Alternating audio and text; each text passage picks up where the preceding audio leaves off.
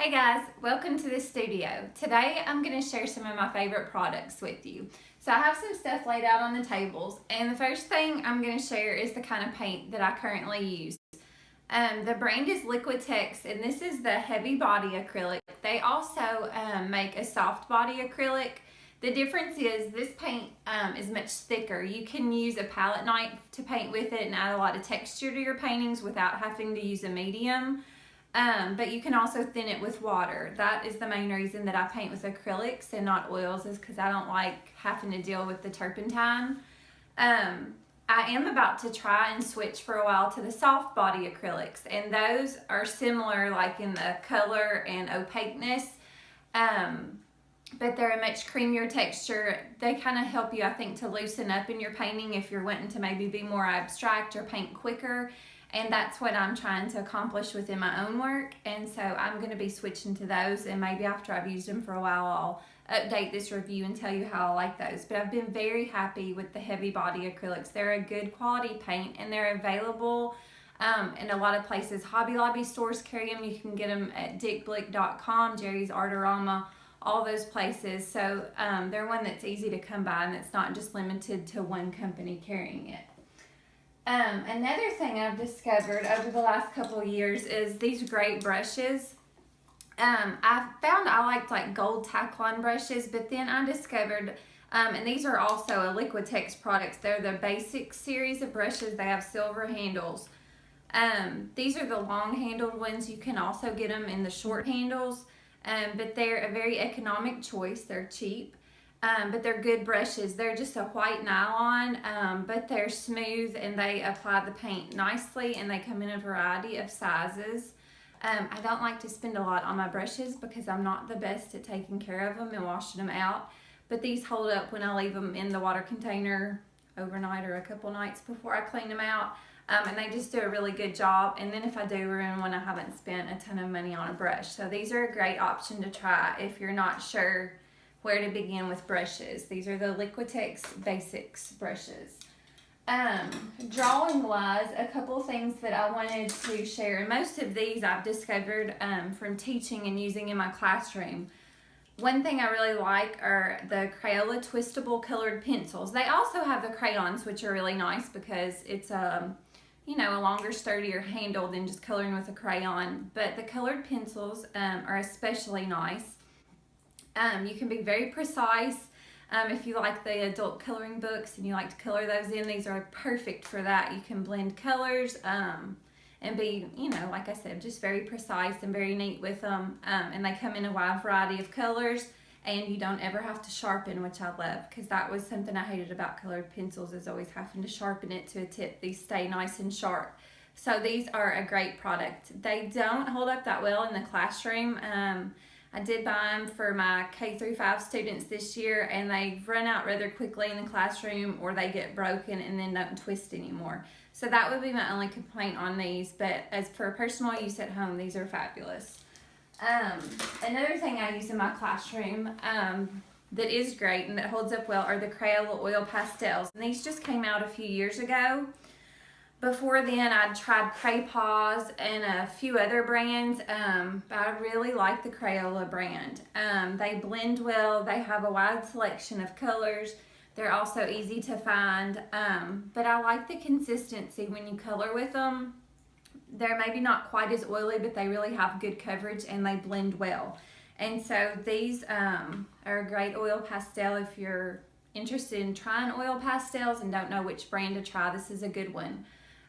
They're also, this box I got from Hobby Lobby, $5.99, so they're affordable, and they have good quality, so I would recommend those. And they kind of seem sturdy. They're made a little bit thicker and larger than some oil pastels, so they don't break in the center as easy as some of the other brands, which I like a lot.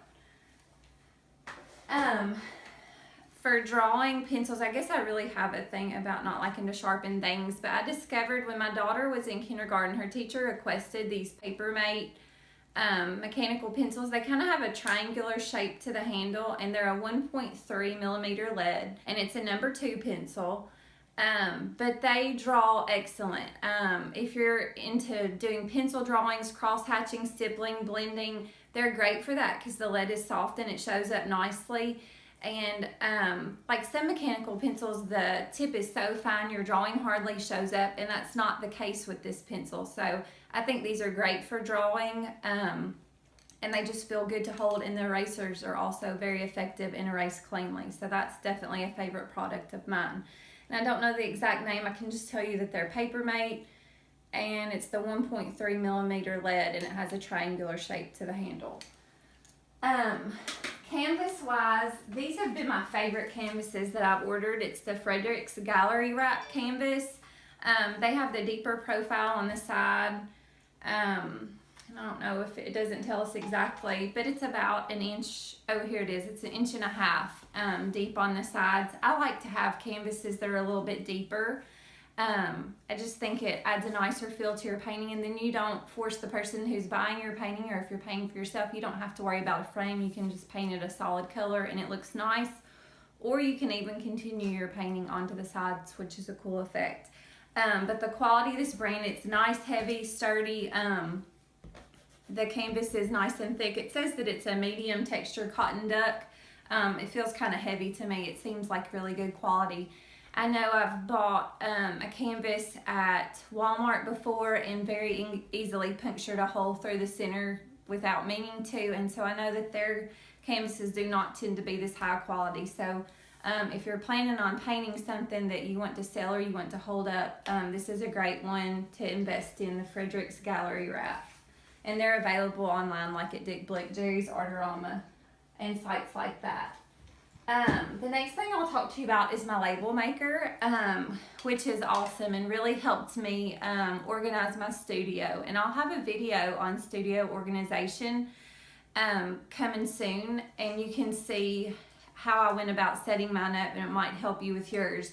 But a big part was making labels for everything, so it was easy to find and I knew what was supposed to go where. And this is one of my labels right here that I made for the little paintbrush tin.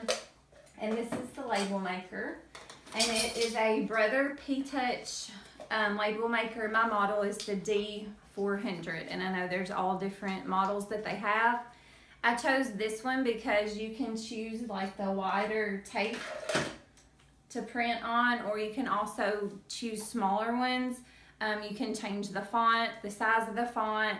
It just has a lot of neat options. And so when you're using it, you press the font button right here to choose the text style that you would like. You can also add a frame, like I had added a frame on the paintbrush label, just a basic frame, but they have other options too. And you just type it out on the keyboard. Once you're happy with it, the little navy blue or almost black button is the print button. You just press it 2 times and it prints. And then over here in the corner, it has a cut button, and you just press it down and it cuts the label off for you. And that way, and then it's just like peel and stick it. It's like, comes like a sticker where it has backing on it, and you just peel it off when you're ready to apply it to the item or container that it's going on.